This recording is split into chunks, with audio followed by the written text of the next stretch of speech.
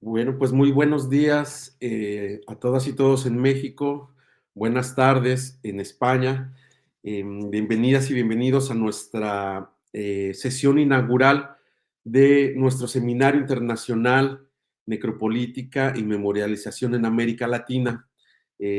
Este congreso es un esfuerzo que lleva a cabo la Universidad Autónoma de Baja California a través del Instituto de Investigaciones Sociales y de la Facultad de Ciencias Humanas, que tiene que ver con estos temas precisamente de necropolítica y memoria.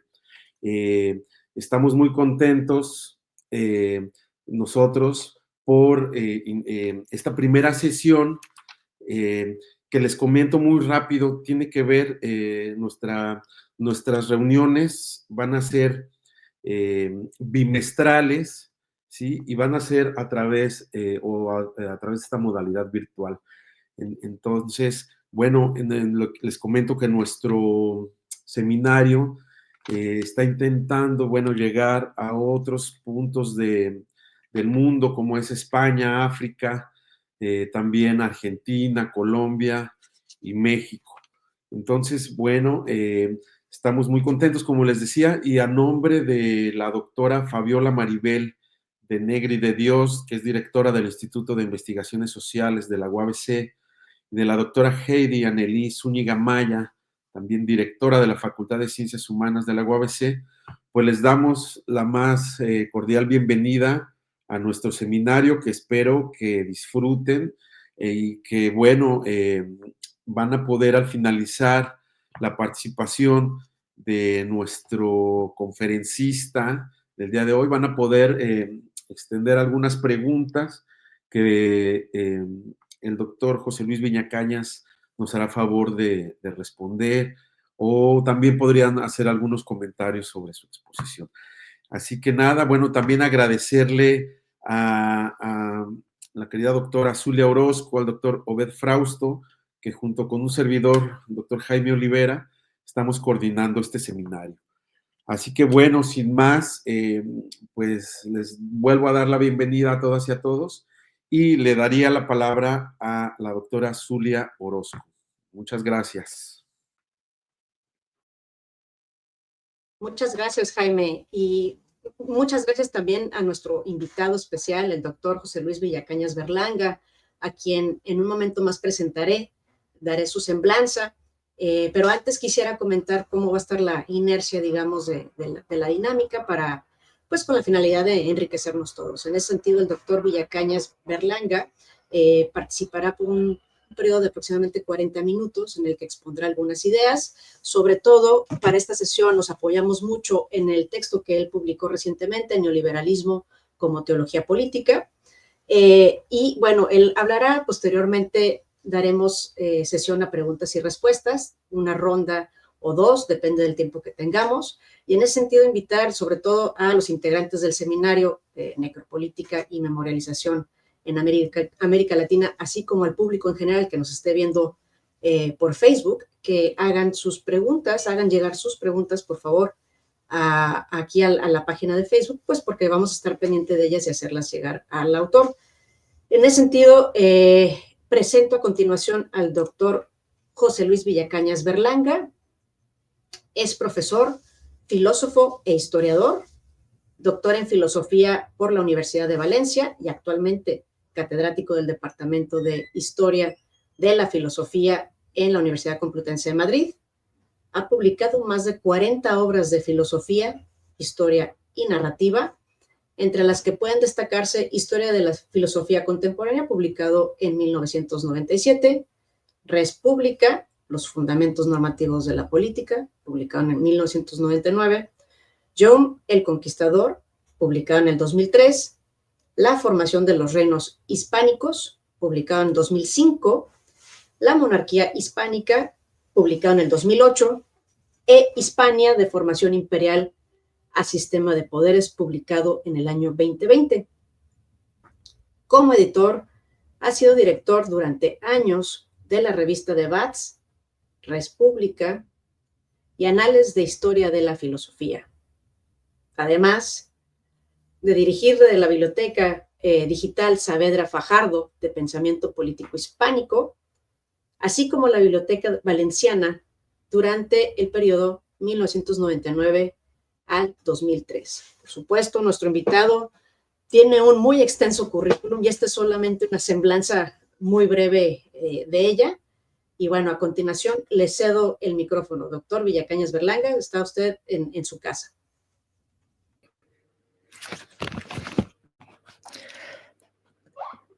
Muy buenas tardes en España, muy buenos días en América. Es muy placentero estar aquí con ustedes en el Instituto de Ciencias Humanas de la Universidad de Baja California, compartiendo sus inquietudes, compartiendo sus preocupaciones y su trabajo científico.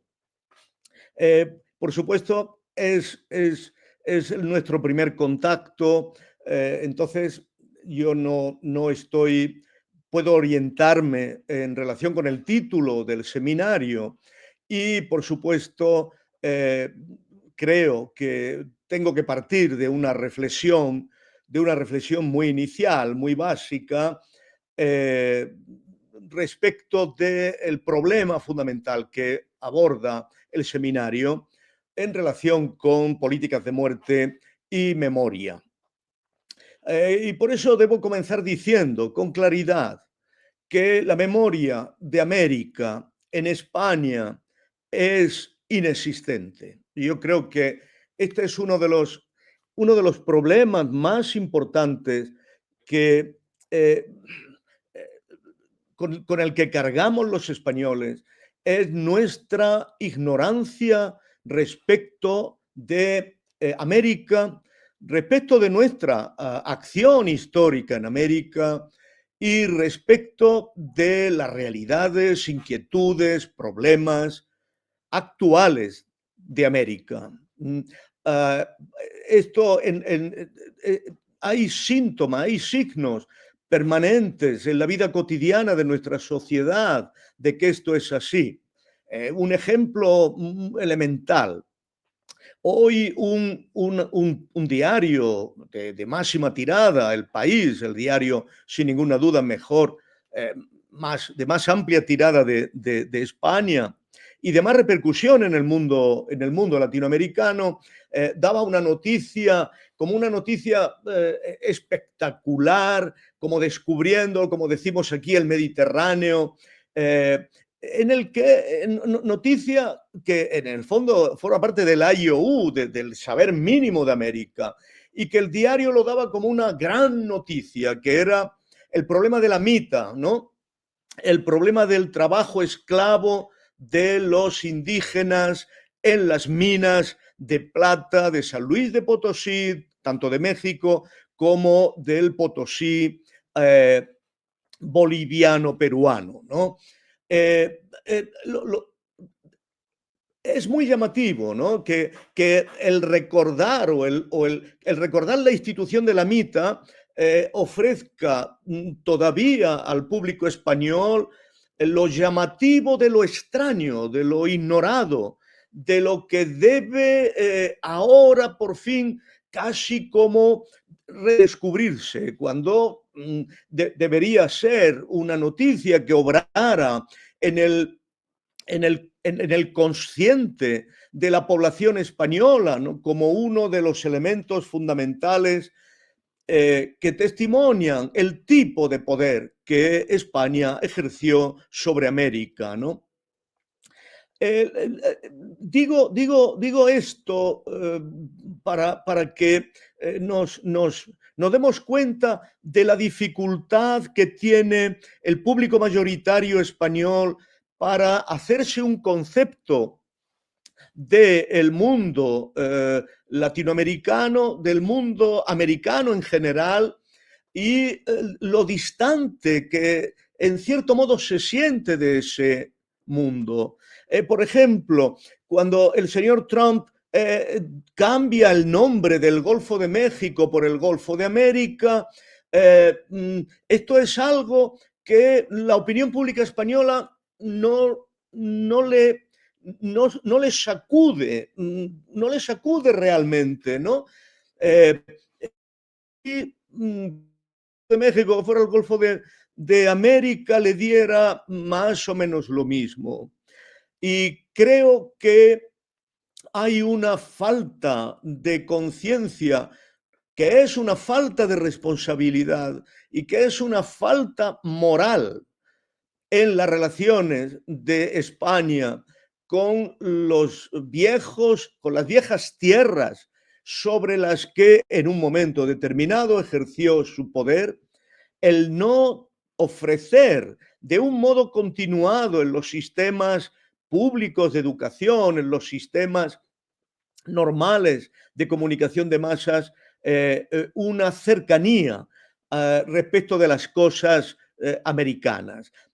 Lo cual no quiere decir que no se emplee la palabra América en la medida en que pueda ser relevante para todo aquello que implique una autoafirmación nacional o que pueda formar parte de un discurso de grandiosidad, de epicidad de la nación española, etcétera, etcétera. Hay, por lo tanto, como una especie de contradicción, una especie de esquizofrenia. Se tiene que recordar América en la medida en que es grandioso y glorioso, pero se tiene que olvidar América en la medida en que es cotidiano, real y viviente. Y creo que esto no es un azar. Esta falta de memoria, esta incapacidad de una verdadera memorización, no es un azar. Es el resultado del modo en que España, la acción del Estado español en América se produjo. Y esto es lo que, si no entendemos cuál es la característica específica del imperio español, no comprenderemos por qué y cuál es el motivo de esta falta de sensibilidad y de esta falta de conocimiento.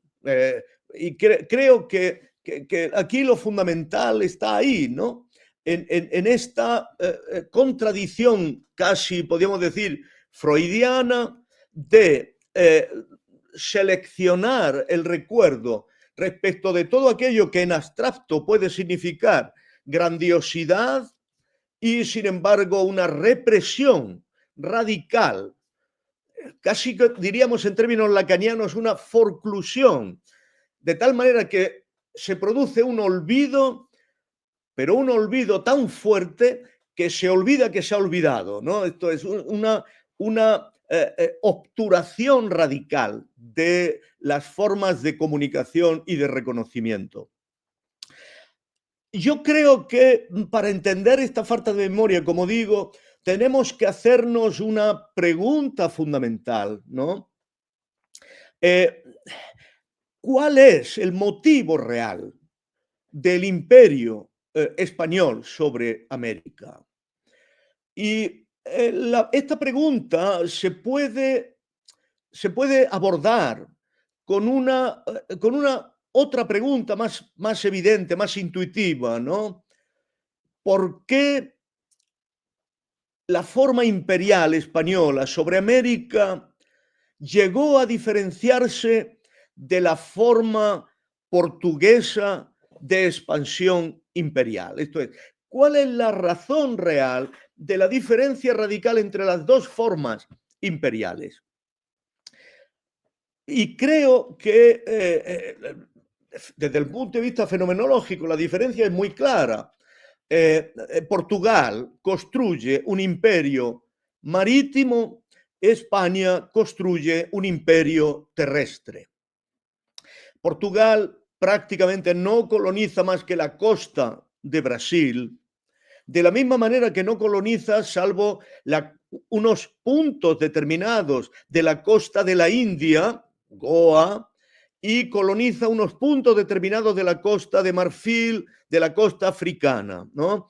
Esto es, el sistema específicamente portugués de construir imperio podemos decir que es muy parecido a la forma de construcción imperial de los...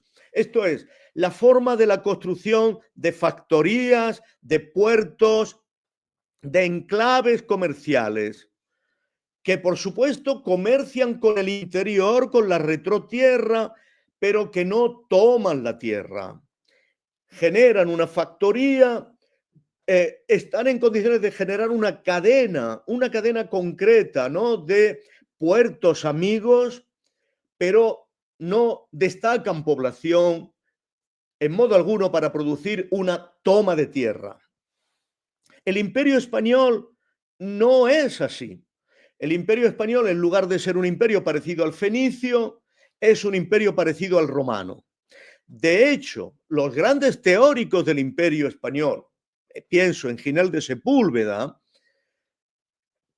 son aquellos que definen la hispanitas como una sustitución y una evolución de las romanitas, ¿no?, la construcción romana y por eso el Imperio Español se ve, como el Imperio Romano, como una expansión de civitas, de civilización, pero de civilización al modo específicamente, como digo, romano.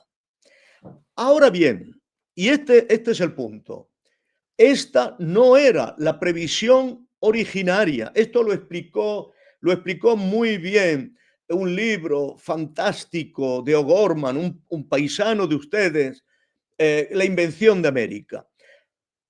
La pretensión inicial de los reyes católicos, en modo alguno, era la construcción de un imperio terrestre.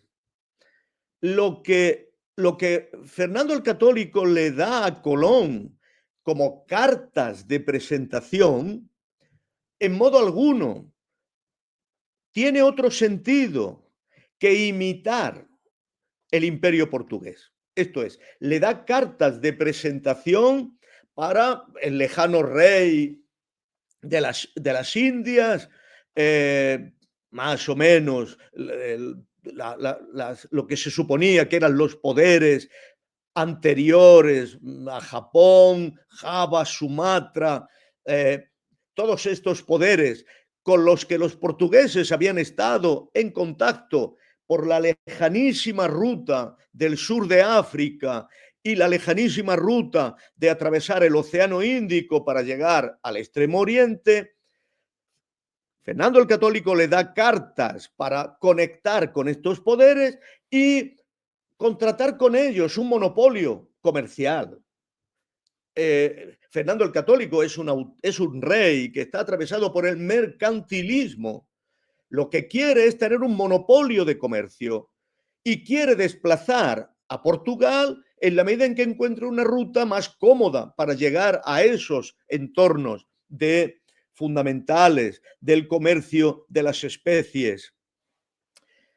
La transformación de ese encuentro, de esa misión inicial, que es puramente comercial, en una misión que tenga que ver con la toma de tierra, esto no es una previsión originaria de la monarquía. Es una consecuencia no prevista, cuyas causas son extraordinariamente azarosas y son extraordinariamente contingentes. Por supuesto, la principal causa, yo estoy por identificarla, la principal causa de esta transformación, estoy por identificarla en la propia decepción del encuentro con las tierras del Caribe. Las tierras del Caribe significan una decepción tanto para la monarquía como para el propio Colón. El primer viaje, podemos decir que es un viaje desastroso. El segundo viaje es todavía más desastroso. Solamente cuando Colón descubre las fuentes del Orinoco, está en condiciones de darse cuenta de que algo ha cambiado en la medida en que ya no estamos hablando de un conjunto de islas y que por lo tanto ya tenemos definido que a lo que hemos llegado es Zipango para estar en condiciones de darse cuenta de que se ha descubierto algo completamente ignoto, algo de lo que no tenía noticia la antigüedad. Esto es, algo que significa realmente entrar en un mundo nuevo, en un mundo que justamente por esa novedad, por esa incapacidad del saber clásico de saber que existe esa tierra, se convierte exactamente en un mundo moderno. La modernidad está literalmente vinculada a este descubrimiento de un cambio radical del imaginario en la comprensión de la Tierra. Ahora bien, incluso la lógica misma de la colonización inicial de Colón es estrictamente comercial. Y esto es muy importante en la medida en que descubramos que es estrictamente económica la base misma de esa colonización. Esto es, no estamos hablando de un proyecto político, no estamos hablando de un proyecto que pudiéramos identificar como algo diseñado por algún centro de poder. Es una estructura económica que debe ser contemplada en términos estrictamente privados y en términos estrictamente liberales. Esto es, o protoliberales, obviamente, ¿no? Lo que caracteriza la empresa de Colón es una inversión. Este punto debe ser subrayado. Y Colón debe dar cuenta de esa inversión. Esto es, lo que hay en el fondo de la transformación, lo que hay en el fondo del descubrimiento del hallazgo de América, del viaje hacia América, y lo que hay en el fondo de la construcción colombina es una ratio económica específicamente moderna, privada. No es una, y esto los teólogos lo van a ver inmediatamente, no es una construcción de un imperium en el sentido clásico, sino la construcción de un dominium. Y por eso no está basado tanto en iniciales relaciones políticas, sino que está basado en iniciales relaciones de derecho natural. Esto es, las relaciones políticas se van a justificar por el incumplimiento de leyes de derecho natural. Esto es la teoría de toda la escuela de Salamanca. No tenemos, dice Victoria, no tenemos ningún título político de dominio sobre aquellas tierras, porque tienen sus señores naturales. Pero si aquellas tierras están en condiciones de violar las leyes del comercio, esto es, las leyes específicamente económicas, entonces tenemos derecho a declararles la guerra. Y entonces tenemos, como consecuencia de derrotarlas, nos podemos convertir en señores políticos. Es muy importante que nos demos cuenta de que es la ratio económica la que está determinando toda la relación de los castellanos, debemos decir, con América. Y esto es muy importante para la cuestión de la memoria, porque las relaciones económicas son de naturaleza privadas, son de naturaleza interesadas. Y en este sentido, no tienen vínculos que pudiéramos llamar vínculos morales o vínculos de simpatía o vínculos... No. Colón tiene que devolver a los reyes la inversión que han hecho. Por eso toda la lógica de Colón es el rescate. El rescate es una expresión que aparece en todas las crónicas y que tiene que ver con la recuperación de la inversión.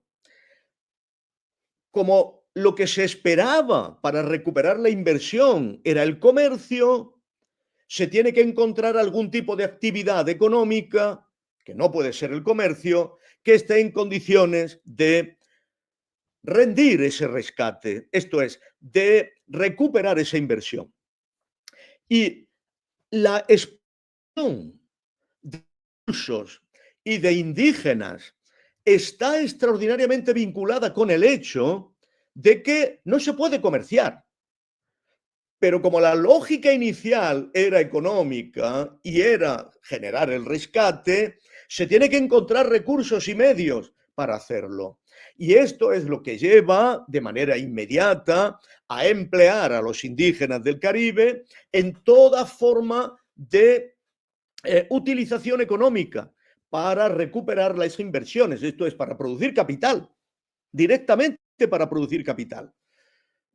El tener que sumergirse en el mar para captar las perlas, el tener que remover las aguas de los ríos para ver las pepitas de oro, todo esto está íntimamente relacionado con la necesidad de la lógica económica. Ahora, la cuestión es importante, ¿cómo es posible que se desplazara, o sea, se lograra algo parecido a una quimera del oro con América, ¿no? Esto es como algo que inicialmente está promovido por las élites cortesanas que creen que va a ser un gran negocio económico. ¿Cómo es posible que devenga un fenómeno social, ¿no? Y un fenómeno social desde todos los puntos de vista, ¿no? Y yo creo que este es el problema verdaderamente del carácter sobrevenido de la empresa colonial española en América.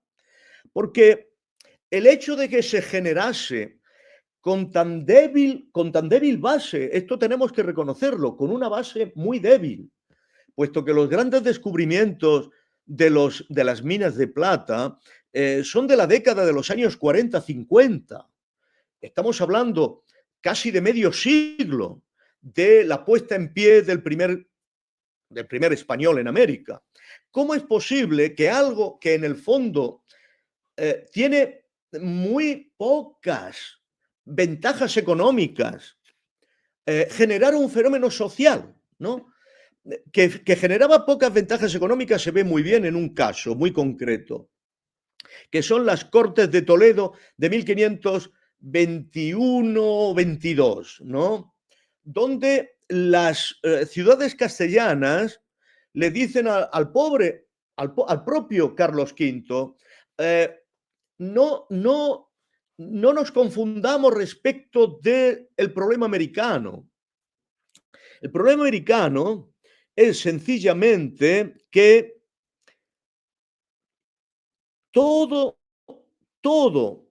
lo que producen las Indias españolas, dicen los diputados en Cortes, es mucho menos de lo que produce un solo barco que venga cargado de especias de Portugal. Y por eso inmediatamente le están diciendo, procure su majestad menos conquistadores y más comercio. Porque efectivamente, desde el punto de vista económico, el comercio con las Indias es infinitamente menos productivo que un solo barco de Portugal. Y esto tiene que ser explicado. Y yo lo explico de un modo muy concreto. Solamente puede ser explicado por una crisis social radical y profunda del propio pueblo castellano. Esto es, toda esa quimera de América que genera una avalancha real de colonizadores, solo se explica realmente por la pérdida radical de expectativas que tiene una determinada clase social en la España, en la Castilla de la época. Estoy hablando fundamentalmente de una construcción protonacional castellana que está basada, por supuesto, compleja, pero que está basada en dos puntos fundamentales. Uno, la construcción de un sistema urbano extraordinariamente poderoso, un sistema urbano europeo que más o menos funciona muy bien desde Toledo hasta Burgos, lo que se llama la Castilla Vieja. Un sistema urbano que es un sistema artesanal, que tiene un sistema de producción de lana, que todavía es capaz de organizar la lana en algunas importantes artesanías. Estoy pensando en Salamanca, Segovia, que todavía la industria mozárrabe, la industria de los moriscos, esto es, las artesanías en el cobre, las artesanías en el hierro, en la cerámica, todavía están muy activas en esas ciudades y que, por supuesto, están en condiciones de mantener un sistema comercial muy tupido con los Países Bajos, con Borgoña, hasta tal punto de que van a fusionarse las monarquías justamente por esa intensísima red de comercio con el norte de Europa. Pero la sociedad castellana también tiene una parte sur, que es la parte más, podemos decir, de incorporación más reciente a la corona. Es la parte de Andalucía, la parte de Castilla la Nueva, desde Ciudad Real hacia abajo, que es una parte que ha crecido fundamentalmente por la expansión militar. Esto es, ha generado una pequeña nobleza militar, los hidalgos, que por supuesto han vivido de la guerra. Han vivido de la guerrear con el musulmán andaluz, que han vivido de inmediatamente proyectar el dominio andaluz sobre Granada, sobre Málaga, sobre Almería y posteriormente sobre el norte de África. Pero que ha llegado un momento en que ha descubierto que la posibilidad expansiva de estos hidalgos, que son militares, que son personas que hacen de la guerra su forma de vida, la posibilidad de expandirse y de expandir esa forma de vida por el norte de África ha concluido, se ha demostrado prácticamente incapaz de avanzar. El propio Cisneros, cuando toma Orán, ¿no? Pues al final, al poco tiempo, tiene que abandonarla, porque además la retrotierra de toda esa costa africana es poco productiva y no está en condiciones de mantener un comercio importante con el oriente musulmán, esto es, con el Nilo, con Egipto. ¿Por qué? Porque del Nilo, desde Sudán, viene todo el oro que fecunda el comercio europeo.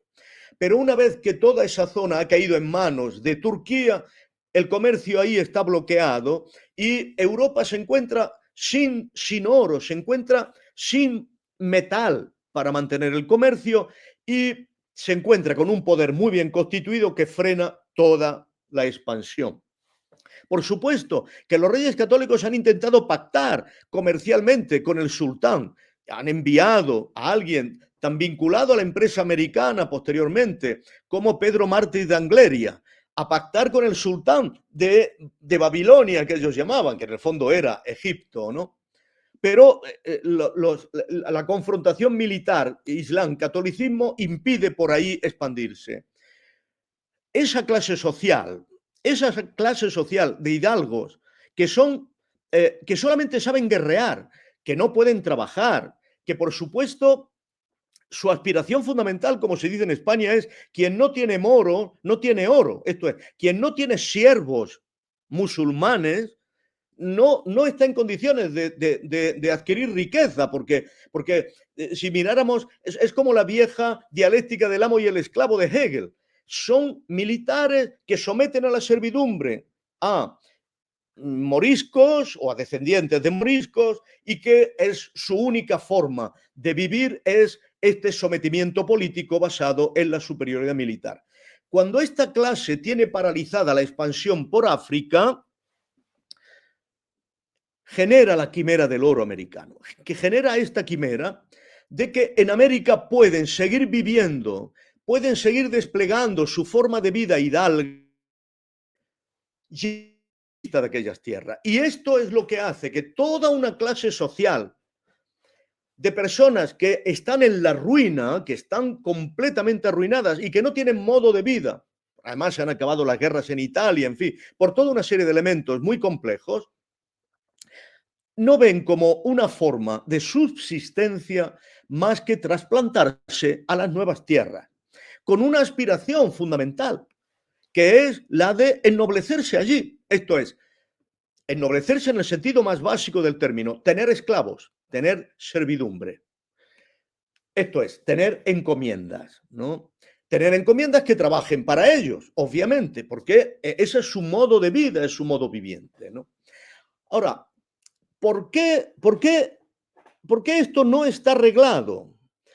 ¿Por qué? Y este es el punto fundamental para darnos cuenta de hasta qué punto estas romanitas, hispánitas que quieren creer los castellanos, en el fondo es un reflejo ideológico, porque no tiene nada de romanitas. Porque en el fondo, este punto me interesa subrayarlo, las romanitas es una operación diseñada desde el Estado con funcionarios del Estado. Los cónsules o los senadores romanos, cuando establecían una colonia, conscientemente, establecieron una colonia fundada por el Estado, con funcionarios propios del Estado, con promagistrados del Estado, que tenían que establecer sus juramentos al Estado y que, efectivamente, en la medida en que organizaban una colonia, se organizaban según el derecho de la urbe, de Roma. Por lo tanto, era una empresa estatal. La empresa española no era una empresa estatal, era una empresa con autorización del Estado, pero sin implicación real del Estado. Esto es muy importante. ¿Por qué? Porque en el fondo el Estado cobraba la matrícula porque tenía que autorizar a que se viajara a América, una matrícula que estaba íntimamente relacionada con una cosa: impedir que los musulmanes, moriscos y judíos pudieran venir a América, o descendientes de cristianos nuevos pudieran venir a América. Esto es, América se consideraba como un privilegio. Y se tenía que pagar, obviamente, por viajar a América, porque se tenía que pagar por un privilegio. Ese pago implicaba que el rey a cambio concedía un título de hidalguía. Esto es, concedía el título de poder conquistar tierra y poder esclavizar en servidumbre a la gente que efectivamente se conquistaba. Si aquello fue algo tan completamente, podemos decir que tan masivo, en fin, no había colas como en la Quimera del Oro de Charles Chaplin, ¿no? Subiendo por las montañas de Alaska ni nada por el estilo, pero hubo un tráfico muy intenso, sobre todo de Extremadura y de Andalucía, hacia América.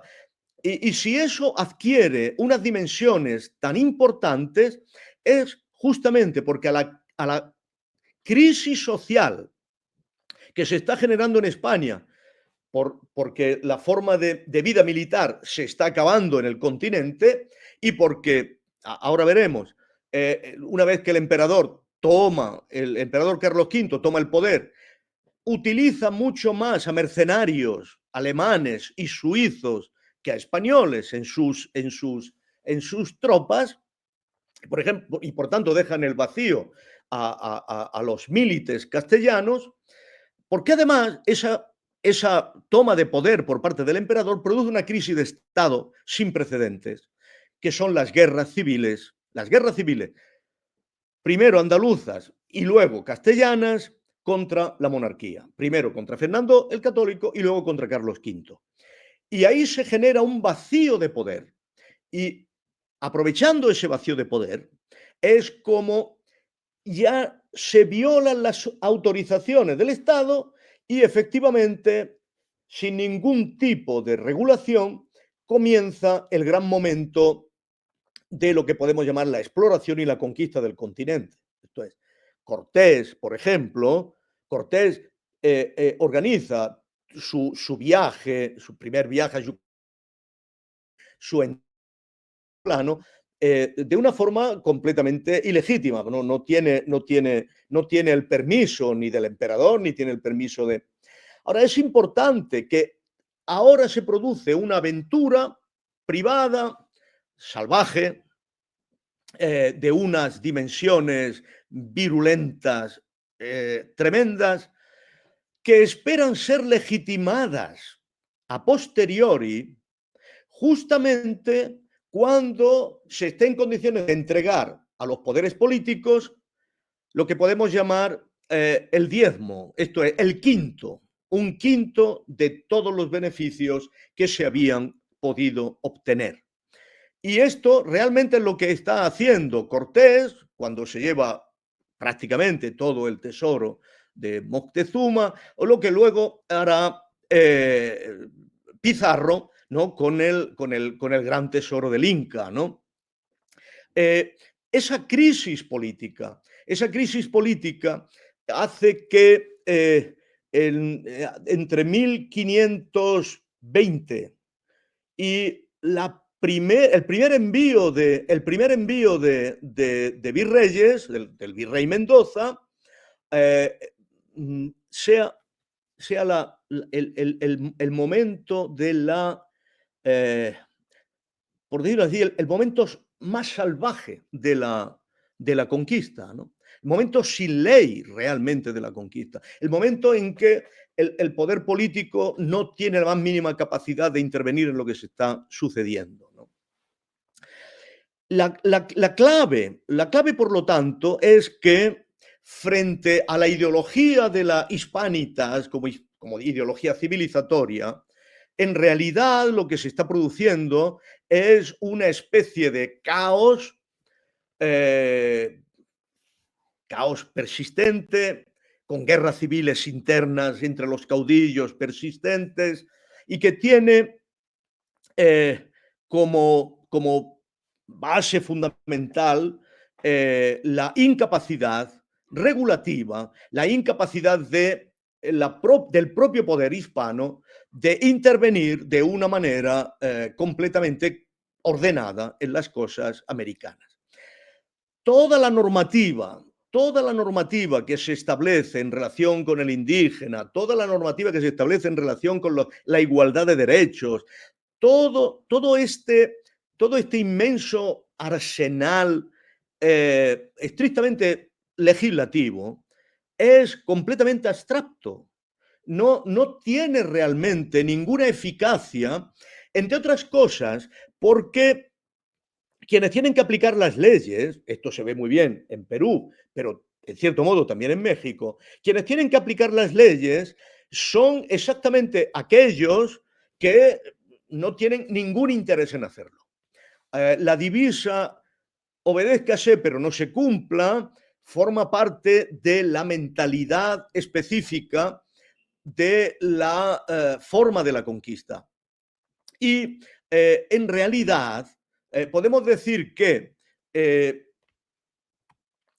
cuando realmente se intenta ordenar de un modo a la europea, claramente, porque la institución del virreinato es una institución específicamente de la Corona de Aragón, se ha aplicado a Sicilia, se ha aplicado a Nápoles. Cuando se intenta aplicar esa forma de ordenación oficial, ciertamente se hace sobre una realidad que es una realidad completamente indomable.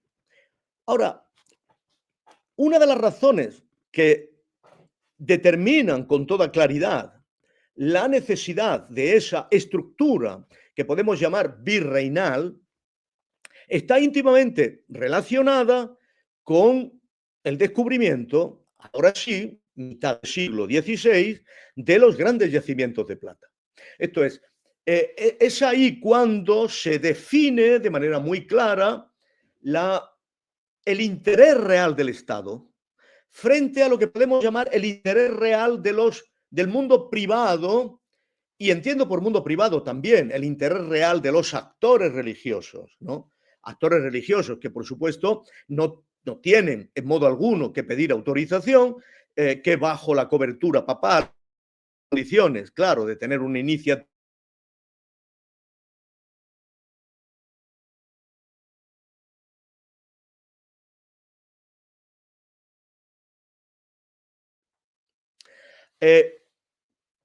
La estructura virreinal, por lo tanto, está íntimamente caracterizada por la estructura de la minería.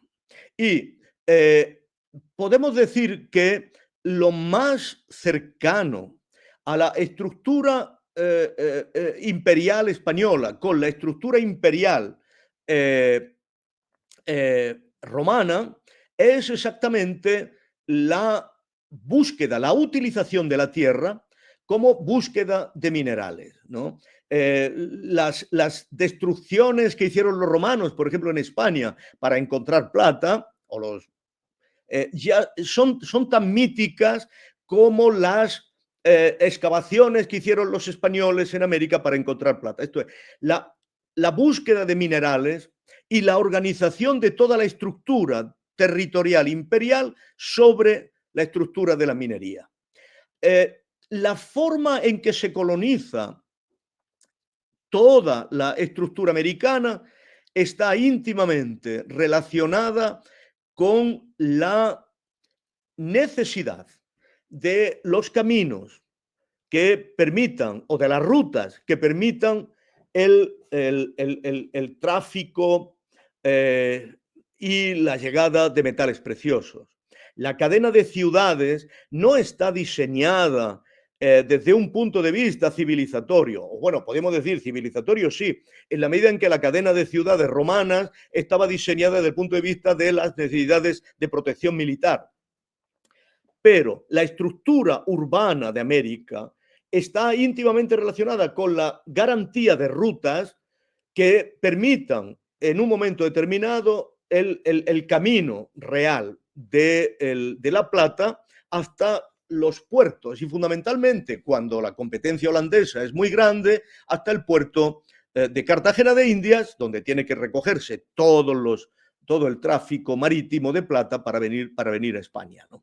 Ahora, es muy importante, yo creo que la pregunta que debemos hacernos es, ¿qué quedó de aquellas aspiraciones de comercio con las que la monarquía había intentado inicialmente poner en marcha su propia expansión americana?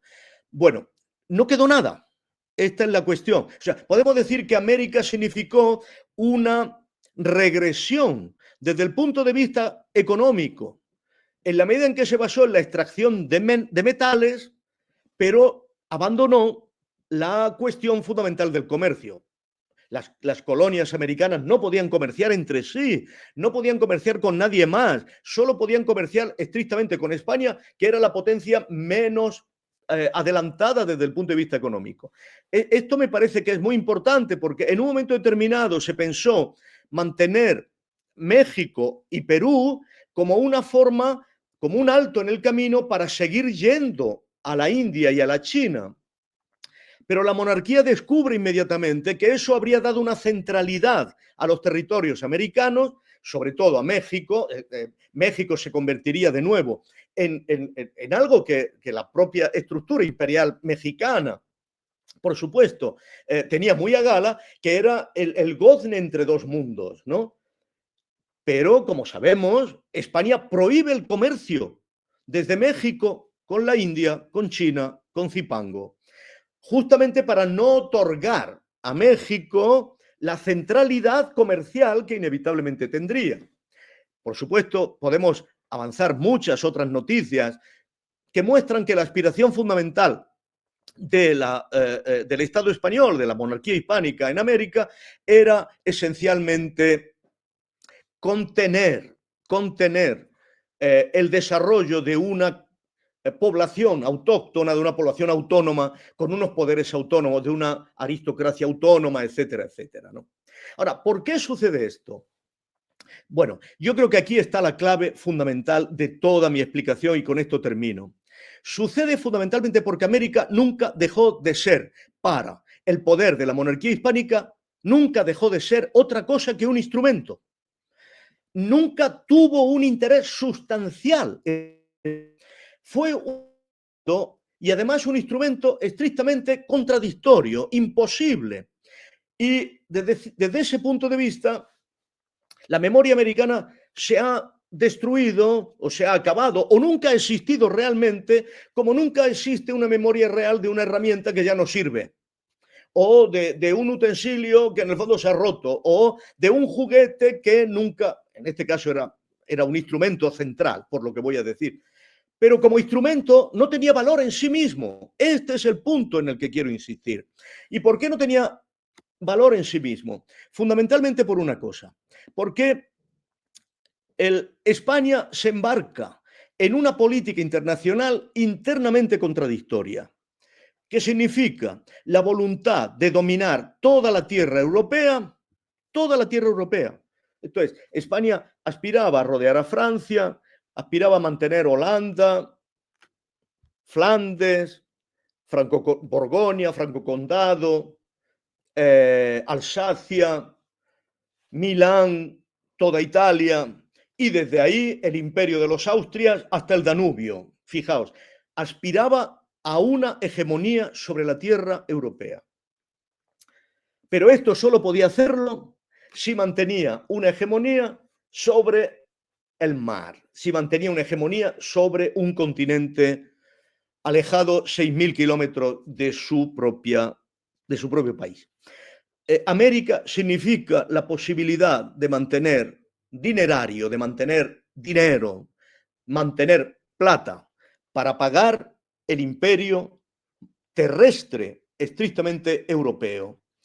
Cuando ese imperio se acaba en 1648, América, la plata de América, por supuesto que sigue teniendo interés, pero como sabemos, a partir del siglo XVIII, los Borbones lo que dicen es que aquello es una colonia económica, tenemos que sacar todo el beneficio económico que podamos, pero ya porque España ha quedado completamente atrasada y ese beneficio económico significa la forma de mantener un cierto prestigio como la monarquía. Pero el verdadero instrumento de América fue justamente para mantener una hegemonía sobre otro territorio. Por supuesto, esto era también la relación que tenían los Austrias con el propio territorio español. Los Austrias procedían de la parte de Borgoña y eran una familia internacional que no tenía raíces nacionales de ningún tipo. La misma instrumentalización que hicieron los Austrias de América, hacían los Austrias de los iguales de los castellanos para intentar instrumentalizarlos a los dos en relación con su voluntad de generar una monarquía universal sobre el resto de Europa. Y yo creo que una de las raíces fundamentales por las cuales los españoles no queremos recordar nada de América es, primero, porque, como he dicho, América tenía un valor instrumental, un valor económico, un valor... No tenía ninguna de las coartadas ideológicas que se habían establecido por parte de la monarquía. Y, por supuesto, la otra cuestión que no queremos recordar es que, sencillamente porque los españoles tampoco queremos recordar nuestra propia historia. Y es que en nuestra propia historia también hemos sido colonizados por una casa real extranjera, una casa real que tenía sus relaciones con todas las monarquías del mundo y que en el fondo vino a España como consecuencia de unas bodas que no se ve muy bien qué, que no sabían ni su idioma, que no tenían ni la más mínima realidad acerca de lo que era este país, que vivían encerrados en una especie de monasterio extraño al mundo y que estaba imbuida de un sueño de dominio universal, pero que en el fondo no tenía nada que ver con la estructura real de nuestra sociedad, ¿no? Decirnos nuestras propias verdades es muy duro y decir las verdades de América es muy duro.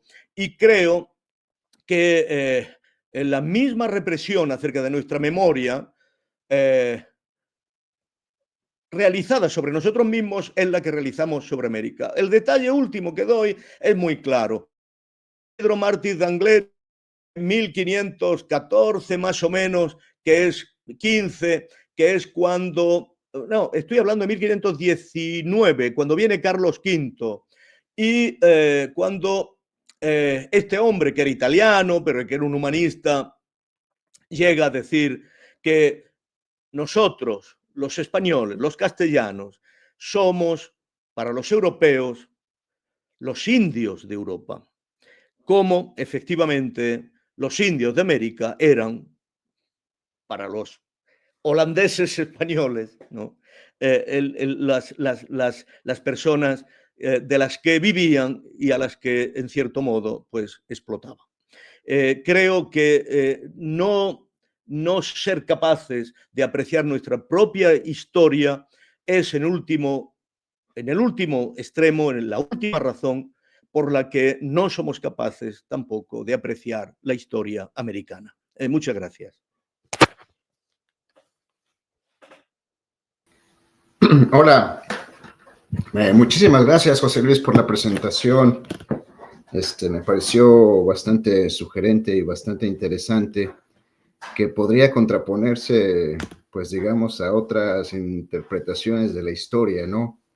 Me recuerdo un poco estas nociones de Mignolo y Dussel con respecto a esta primera modernidad, donde al parecer ese encuentro, la conquista y la colonia, efectivamente tienen un impacto, pues no solo mayor en España, sino en todo el continente europeo. Pero al parecer aquí, desde esta perspectiva, digamos que tú reduces ese impacto, ¿no?, del encuentro en términos incluso económicos, ¿no?, concluyendo con esta interesante frase de que América simplemente o nunca dejó de ser un instrumento,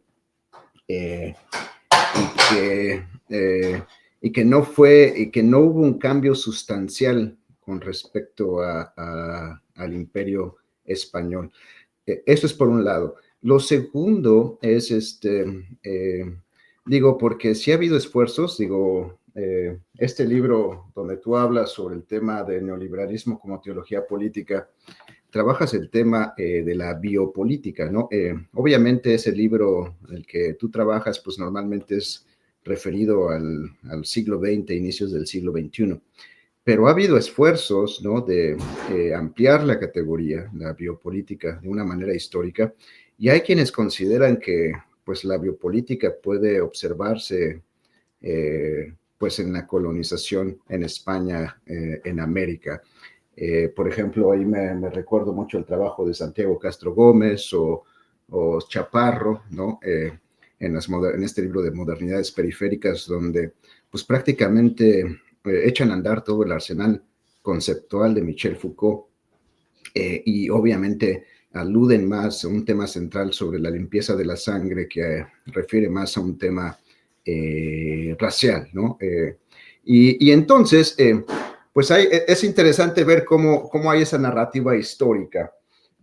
Sería interesante ver tu punto de vista, o sea, es decir, que si tú ves esa concepción biopolítica en esta explicación histórica y narrativa, y si sí, pues cuáles serían sus diferencias. Pero no solo eso, también hay autores que, por ejemplo, Membe en la necropolítica también alude a esta cuestión. De hecho, un poco es el debate en este sentido, ¿no? Que en el caso de Foucault ve la emergencia de la biopolítica en Europa, siglo XVIII, y en cambio Membe, desde un esfuerzo postcolonial, pues quizá nota un ejercicio del derecho a la muerte, el poder soberano del estado de excepción, que es aplicado en el continente americano, y su arsenal conceptual pues es sin duda Thomas Hobbes, ¿no? Donde, basado en la idea de pasar de una sociedad natural a un estado de naturaleza, a una sociedad civil, estado de naturaleza es la guerra total, de repente vas a una sociedad civil donde esa guerra deja de ser para otorgarle racionalmente legitimidad a un poder soberano absoluto, pues intenta lidiar, pero lo que dice Membe es que eso no sucede en el continente americano. Ahora, también puede haber otra interpretación que es un poco mi propia interpretación histórica, que es, a lo mejor no es la biopolítica, no es la de Foucault, así como lo ha querido plantear Castro Gómez o el mismo Chaparro, tampoco es Membe con la necropolítica que se sustenta en una noción hobbesiana de legitimidad, pero tal vez es el concepto que propongo, que es un concepto que yo le llamo la mortis política, que la mortis política se sitúa más que nada en una discusión de legitimidad que no es hobbesiana, no es de Europa del Norte, sino que es a través de los debates en torno a el derecho de guerra que tenían los españoles sobre los territorios y sobre las poblaciones de los pueblos indígenas, ¿no? Y obviamente hay un debate interesante en el sentido de Sepúlveda, diciendo que efectivamente, basándose en la teoría aristotélica de la ley natural, de que había esclavos por naturaleza, pues justifica este derecho que es un derecho a la muerte, o sea, un derecho a la guerra, o sea, eso es, o sea, por eso es que sigue siendo muerte, una forma de política hacia la muerte, ¿no? Y que bueno, que hablaste un poco también de Vitoria, que efectivamente tiene una posición más mediadora, en donde sí otorga ciertos derechos a los pueblos originarios, pero eventualmente le otorga una mayor fuerza a los derechos comerciales, al derecho de desplazamiento, de movimiento de los europeos, etcétera. Pero también es cierto que aquí también tenemos que traer a Bartolomé de las Casas, pero yo creo que el más radical es de la Veracruz, Alonso de la Veracruz, quien sostiene que efectivamente habría que mantener una forma de autonomía, reconocer la autonomía, la racionalidad de estos pueblos originarios, pero que yo creo que vuelve ilegítima en el caso más de Alonso de la Veracruz, ¿no? Cuando en realidad critica esta manera de operatividad y donde reconoce que efectivamente hay una forma de política que está orientada hacia la muerte, ¿no? Hacia la mortis, hacia la mortis política, ¿no? Con Alonso de la Veracruz. Pero bueno, esos eran un poco mis comentarios que yo quiero hacer y bueno, algunas preguntas, ¿no? Con respecto a este tema de biopolítica, necropolítica. Pero muchas gracias. Muchas gracias. No quisiera dar la impresión, bueno, no sé si debo hablar. Bueno, debo dale. contestar. Vale. No quisiera dar la impresión de que el impacto fue solo sobre España, en absoluto. Como dije antes, la posibilidad de circulante europeo, por supuesto que viene generada por la plata americana. No hay capitalismo europeo sin plata americana. Europeo, entero. Ahora bien, la manera en que se canaliza, la manera en que el circulante se canaliza por todo el territorio europeo es la guerra. Esto es, todos los analistas acaban viendo que toda la plata española se va al frente de guerra para pagar ejércitos, y de ahí se va haciendo como una especie de rizoma por el cual se va distribuyendo por toda Europa. Por eso hay una guerra europea. Por eso la guerra europea es europea porque todos quieren llegar a tener parte del dinero que distribuye la monarquía española. Tenemos que darnos cuenta de hasta qué punto la monarquía no tenía a veces con qué comprar. Y estaba en Cádiz, se estaban permanentemente viendo si venían los galeones de plata. O sea, no hay posibilidad de mantener la posición de poder europea que tenía España sin la plata americana. Pero la plata americana era necesaria para la totalidad del capitalismo europeo. Yo no me opongo a Dussel al decir que, ni a Wallenstein, al decir que sobre eso se fundamenta el primer sistema mundo. Porque tenemos que recordar que esa plata los holandeses la emplean para llegar a Molucas. Esto es, la plata que viene de América acaba en los reyes de Molucas, en el extremo oriente. En este sentido, es verdad que hay una primera globalización, pero el circulante de esa primera globalización son las 300.000 toneladas de plata al año que se saca de San Luis de Potosí. Este es el punto. Ahora, otra cosa es la cuestión de la biopolítica. La clave aquí es que, por supuesto, el trabajo en la mina es necropolítica, el trabajo en la mina es la muerte generalizada. Hay muchos juristas, por ejemplo, fundamentalmente Vasco de Quiroga, ¿no?, que en el fondo se oponen de manera muy decidida a la mita, porque en el fondo se oponen a la esclavitud, ¿no? Y se oponen a la esclavitud mucho más que Vitoria, porque Vitoria al final no se opone a la esclavitud. Vitoria mantiene la ley propia, ancestral, de que un vencido en la guerra puede ser esclavizado, Aristóteles. Las diferencias entre Sepúlveda y las casas no es tan grande como creemos.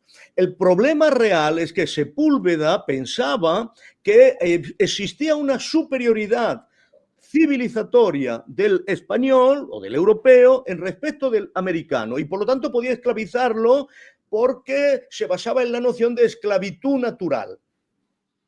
Vitoria no creía eso. Vitoria creía que efectivamente todos los hombres somos iguales, pero si alguien produce una guerra injusta y es vencido, el vencedor de una guerra que tiene la posición justa puede esclavizar al otro.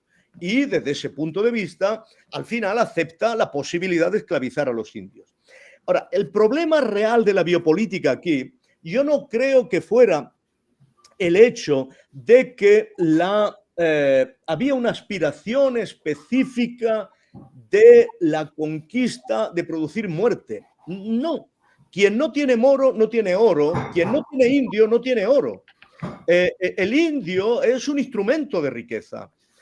Y todas las crónicas a partir de 1600, 1580, todos los observadores están alarmados porque el exterminio de poblaciones de tal índole que dejará a América sin utilidad.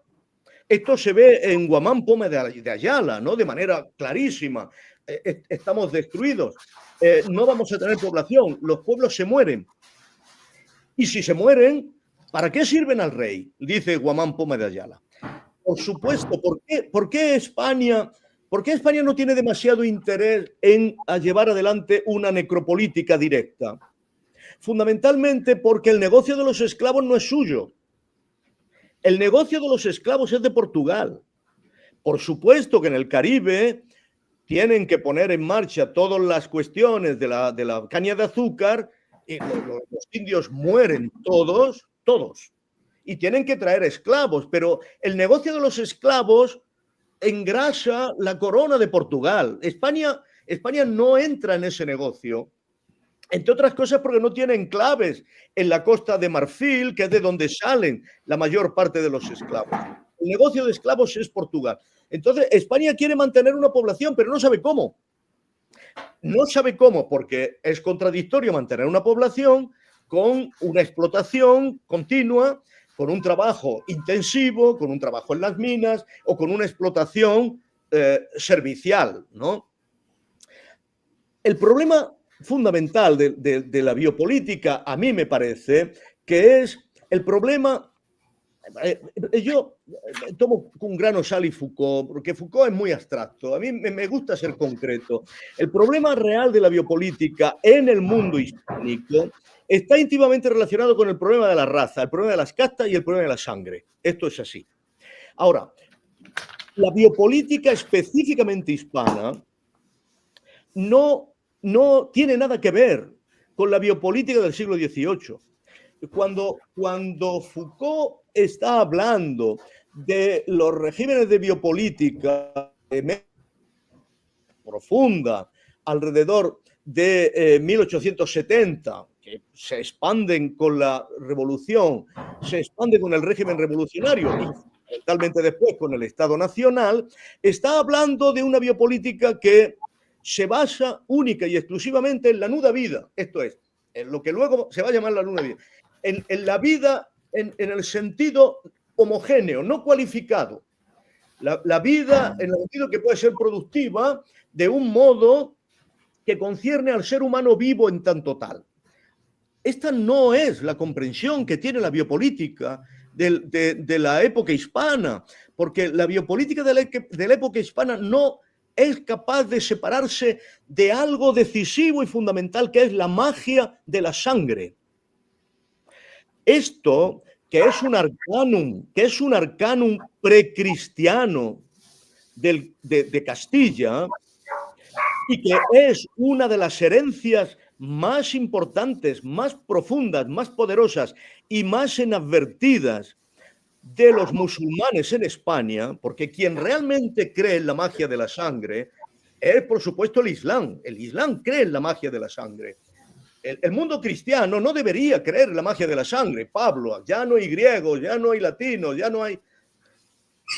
Si alguien en España, en Castilla, siglo XV, está en condiciones de destruir la magia de la sangre, son los judíos, los conversos convertidos al cristianismo, ¿no?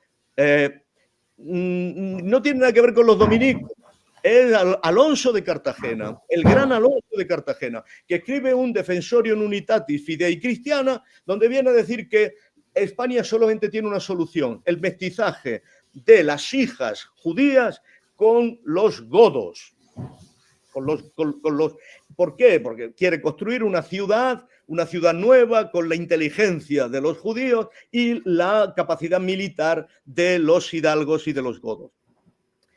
Pero España no ha roto con, por supuesto, ¿esto cuándo lo hace? Lo hace cuando Toledo hace un pogromo en 1444, donde impone justamente los estatutos, la primera vez que se imponen los estatutos de pureza de sangre. Esta magia de la sangre,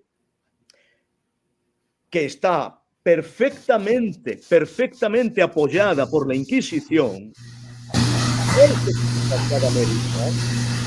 porque constituye, no sé lo que es esto, porque constituye realmente una biopolítica, pero no una biopolítica al modo moderno del control de las poblaciones por la homogeneidad, sino una biopolítica de control de poblaciones por la diferenciación de castas. Este es el punto. Esto es un control de poblaciones por la heterogeneidad. En la medida, esto se ve muy bien, en la medida en que se debe discriminar cada uno de los estatutos de sangre, no, por supuesto, no solo los estatutos de cristianos viejos, cristianos, no, sino de cuarterones, ochavones, mestizos, toda una construcción de tipografías basadas en el mestizaje que están generando no estamentos, porque la sociedad que se construye allí no es una sociedad estamental, es una sociedad de castas, que es extraordinariamente capaz de jerarquizar a las poblaciones y que permite que si tú estás por encima de una casta, te sientes privilegiado. Es un sistema que solamente tiene un parangón en la India. O sea, si tú eres el último en el escalafón de las castas, tienes la seguridad de que no vas a encontrar la solidaridad en la rebelión con ninguna de las castas que está por encima de ti. Vas a ser el intocable, vas a ser el que no vas a poder pedir solidaridad. Una construcción social en castas es una construcción extraordinariamente resistente para impedir, extraordinariamente tiránica, obviamente, para impedir la posibilidad de un continuo revolucionario, de un continuo emancipador, ¿no? Porque fragmenta las estructuras sociales de tal modo que no genera la más mínima posibilidad de ningún encuentro, de ninguna filía, de ninguna amistad cívica. Solamente genera resentimientos y orgullo. Tú te sientes orgulloso porque tienes por debajo a gente y te sientes resentido porque tienes por encima a otros, pero nunca habrá comunidad, nunca habrá un colectivo capaz de tener ideales específicamente emancipatorios. Ahora, esto yo creo que es importante. ¿Por qué? Porque allí donde existe esta sociedad de castas, no existe el soberano. Esto es una sociedad pre-hobbesiana. Hobbes no tiene nada que ver con esto. Cuando Hobbes dibuja la portada del Leviatán, su imagen consiste en que todos los hombrecitos, todos los homúnculos tienen que ser homogéneos. Ahí hay una ley natural que nos hace a todos iguales. Pero la sociedad de castas justamente está diseñada para impedir que se dé esa premisa de la sociedad, específicamente hobbesiana, porque en realidad sabe que tiene que sobrevivir sin soberano. Y esto es uno de los elementos fundamentales del dominio español. El dominio español no es un dominio de soberano, es el dominio de un soberano ausente, es el dominio de un soberano que no existe. Y por eso tiene que generar un orden que esté en condiciones de reprimirse a sí mismo, sin el actor y sin la agencia represora del soberano. Y esto es lo que hace que en una sociedad de castas todos seamos cómplices del orden. Todos tengamos intereses en mantener el orden, sin que nadie sea efectivamente el soberano. Oye, José Luis, vinculando esta premisa tuya que acabas de señalar sobre los intereses capitales o los actores, digamos, no estatales de aquel entonces, arrastrándolo a la temporalidad actual, sobre todo el tema del neoliberalismo, mencionabas en el texto que había estos poderes universales, ¿no? Refiriendo al Banco Mundial, al Fondo Monetario y todas estas agencias que traen una política muy clara de lo que es la explotación sobre los países, ¿no? En ese sentido, voy a retomar algunas citas tuyas de tu texto para aterrizar la idea. Mencionas que la teología política en el neoliberalismo administra primero el plus de goce, ¿no? Eso está interesante, es la parte positiva, esto de enriquecerse como un principio de placer, pero también por el otro lado, en esta otra dualidad, tiene esta pulsión sobre la muerte o particularmente el terror, que es lo que lo veníamos arrastrando históricamente como línea tangencial, como, digamos, ahora mencionas el tema económico, pero también a través de las coronas, ¿no? Cómo imponen un terror y cómo se va sofisticando, que va desde las masas de la psique a ahora que llega la parte pública, y podemos poner aquí el ejemplo, Donald Trump, siglo XXI, el día de hoy, con los migrantes que están siendo trabajados por la redada, ¿no? Esa parte, pero lo interesante aquí que lo vinculo con el tema de estas vidas precarias, como le llamas tú, en el sentido de que las vidas precarias es más allá de la parte, digamos, contextual o económica, va más con el tema de que no existe esta oportunidad de salir de esa miseria en la que vive, y aquí lo vinculo al tema del cyborg, que es un personaje muy interesante que tú tienes acá. Espérame, por aquí lo pongo, es el Homo economicus y por el otro lado el cyborg. Exacto, el cyborg, de cómo finalmente no tienen esta otra oportunidad de buscar alternativas o modos, ¿no? Y entonces el cyborg, por cierto, a quien le interese, página 185 de su libro, señala que es el ser humano que es mejor adaptado al sufrimiento de una crisis permanente, fíjense, desde este siglo, ¿no? Para acá, estabilizada ya como naturaleza, y no una naturaleza refiriéndose a la madre naturaleza, sino como ya una naturalización, ¿no? Sí. Y entonces es el mejor adaptado, no solo por su carga biológica en el términos darwinistas, ¿no?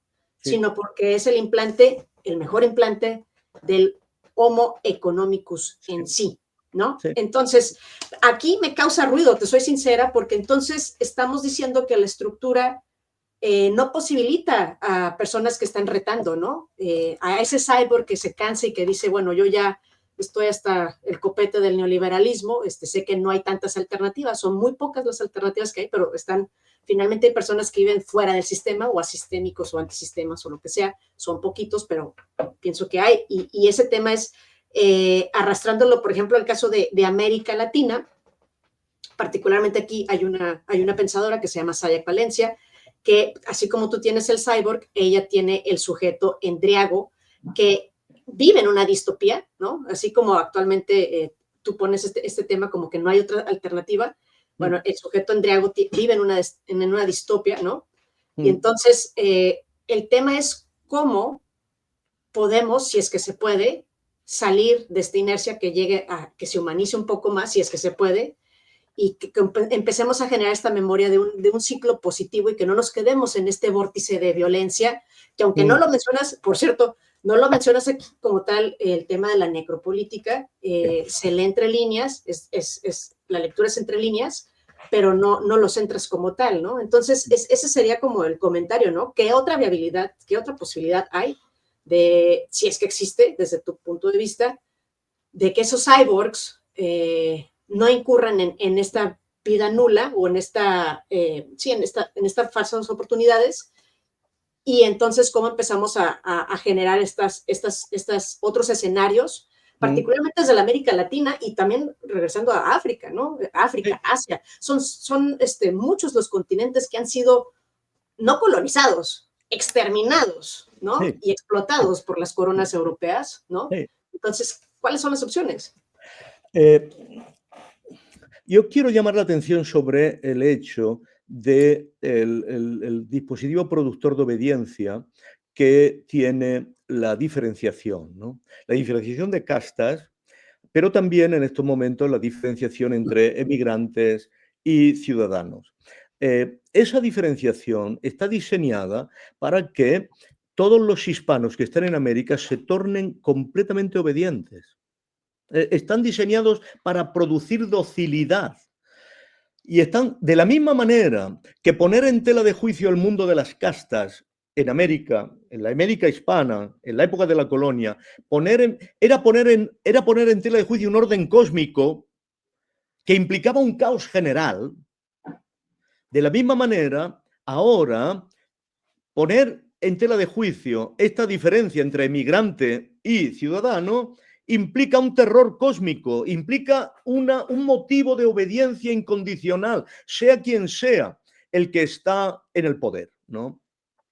Esto es lo que explica que hispanos en México, en Estados Unidos, hayan votado de forma masiva a Trump, ¿no?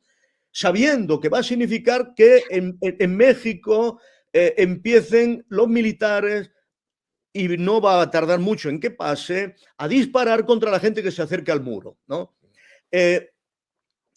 Yo creo que el mutatis, que esta es la ratio imperial, siempre ha existido, siempre, y la ratio imperial se ha manifestado siempre de la misma manera en todos los sitios. Y no hay otra forma, nunca ha habido otra forma de oponerse a la ratio imperial más que mediante la federación de los chicos. Las ciudades holandesas vencieron a la monarquía hispánica porque supieron federarse. Las ciudades suizas vencieron al emperador porque se federaron. Si los chicos no se federan, no hay la más mínima posibilidad de mantener a raya estas potencias. Ahora, los chicos somos todos. Los chicos en estos momentos somos todos. Pero hay de los chicos que no se reúnan. Porque ha pasado en África. África ya ha sido incapaz, siempre por injerencia. ¿Tú sabes cuál es la divisa del emperador Carlos V? Divide et impera. Divide y mandarás. África no ha sido capaz de unirse, y fíjate cómo está África. Si América, al sur de Río Grande, no sabe generar políticas federadas y unitarias, va a ser descuartizada por unos y por otros. Si Europa no logra mantener lo que tiene unido, va a ser descuartizada por unos y por otros, porque la guerra en la que estamos es una guerra de dimensiones finales. Es una guerra de dimensiones por cada centímetro cúbico de tierra. Por cada centímetro cúbico de tierra que pueda albergar litio o que pueda albergar alguna tierra rara. Porque el capitalismo no puede mantenerse sin asegurarse de una manera extremadamente violenta los últimos recursos de una tierra que efectivamente ya sabemos que no tiene recambio. Por lo tanto, otro horizonte, no veo otro horizonte más que las ciudades se reúnan y se federen. Esto es, que el Estado sea fuerte porque las ciudades se reúnan y se federen, y que los estados sean fuertes porque se federen entre sí. Y desde luego, si no somos capaces de generar, y esto es lo trágico de la memoria, de la falta de memoria respecto de América, si los europeos no somos capaces de ayudar a que América al sur de Río Grande se federe y genere energías unidas, ni América ni Europa tienen futuro. Por eso yo defiendo únicamente el escenario de una Euroamérica en la medida en que lo estamos viendo. Estados Unidos quiere Panamá, quiere Groenlandia, quiere Canadá, quiere el Golfo de México, que le llama Golfo de América justamente para decir que tiene derecho a sus aguas. No os olvidéis de esto, que tiene derecho a sus aguas y a su petróleo. No os olvidéis de esto. Si no estamos en condiciones de unir esfuerzos contra las potencias imperiales que se han declarado la guerra para distribuirse cualquier gramo de tierra libre, lo pagaremos. Y esto es lo que da una energía a las vidas precarias. ¿Por qué? Porque dan un sentido. El problema de las vidas precarias no es que no tengan acceso al principio de placer. El principio de las vidas precarias es que no tienen posibilidad de administrar una pulsión de muerte. Y no hay pulsión, no hay forma de administrar pulsión de muerte sin dotar a la vida de sentido. Solo un combate está en condiciones de dotarnos realmente de pulsión de muerte, porque solo un combate nos da sentido para la vida. Y la historia está atravesada, siempre está atravesada, de potencias imperiales y potencias que resisten. Pero las que resisten han ganado si se han unido. Queridos amigos, yo tengo que marchar a mi tren porque si no lo pierdo. Doctor, Pero muchas gracias. Se me ha hecho muy breve. Muchas gracias, doctor. Muchas gracias por su generosidad y es bienvenido aquí en el seminario a las sesiones, así es que lo mantenemos ahí al pendiente. Muchísimas gracias, será un placer. Hasta la vista. Que tenga un buen viaje. Gracias. Hasta luego. Gracias. Adiós. Obed, Jaime, muchas gracias por todo. El inicio del seminario y esperemos muchas sesiones más bimestrales con pláticas tan enriquecedoras como esta, ¿no? Así es, ¿no? Pues bueno, y darle las gracias a todas las personas que se han conectado para esta sesión inaugural, ¿no? Del seminario, que bueno, les estaremos avisando por las redes sociales, vía correo electrónico, ¿no? A los miembros del seminario, de la próxima sesión que será, como decíamos al inicio, dentro de 2 meses, ¿no? Aproximadamente por ahí para mediados de marzo, si no mal recuerdo. Y bueno, pues ¿no? Esta primera charla que me hacía pensar en lo que decía el doctor Villacañas, pues en esta cuestión de la memoria, ¿no? De la digamos, de esta acumulación originaria de la que habla Dussel, que mencionaba el doctor Villacañas, ¿no? Y que justamente, bien Zulia lo mencionaba, yo estaba pensando también en este momento, en el presente, con Estados Unidos y el tema de la migración y estas vidas precarias, ¿no? Y la cuestión que es que no hay comunidad, ¿no? Y me parece que es un tema también muy sociológico, de esto que también mencionaba el doctor Villacañas, que no había, digamos, no hay vínculos de simpatía, ¿no? Desde esta, pues desde esta conquista de Europa hacia América, carentes de vínculos de simpatía, y esto lo seguimos viendo en la actualidad con estos gobiernos ¿no? Con estas instituciones, el Fondo Monetario Internacional y demás que también mencionábamos, y de todos los países de América Latina que aún tienen una deuda tremenda, ¿no? Y que está originado por toda esta charla y que nos hace el doctor Villacañas. Así es que bueno, pues lo dejaríamos por acá, no sé. Bueno, buenísimo, no, de hecho, yo cuando estaba revisando el no más para comentar aquí una cosita rapidísima, ¿no? De hecho, aquí hasta marqué 2, 3 paginitas, ¿no? Porque justamente embona muy bien con esta última parte que mencionó el doctor del tema de la pulsión de muerte, ¿no?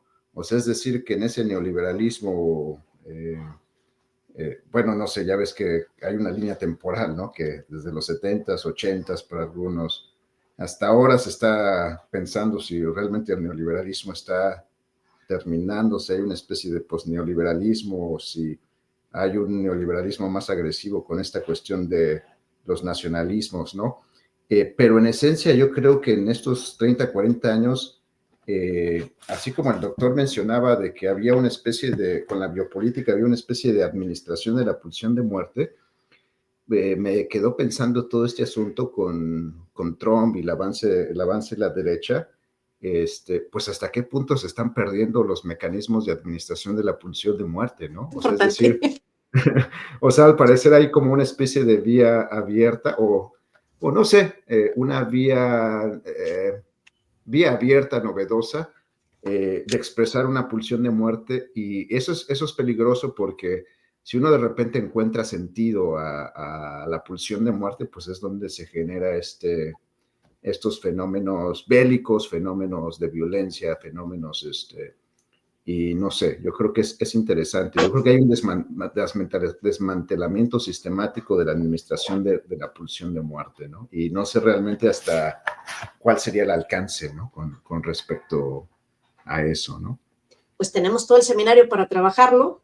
Claro. Con colegas de América Latina y de África. Y bueno, pues agradecer también a las instituciones nuevamente por todo su apoyo, a la Facultad de Ciencias Humanas, al Instituto de Investigaciones Sociales. Y bueno, pues enhorabuena, a seguir trabajando. Perfecto. Bueno, pues muchas gracias. Entonces aquí despedimos esta transmisión de nuestra sesión inaugural del Seminario Internacional Necropolítica y Memorialización en América Latina. Pues muchas gracias y nos vemos muy pronto.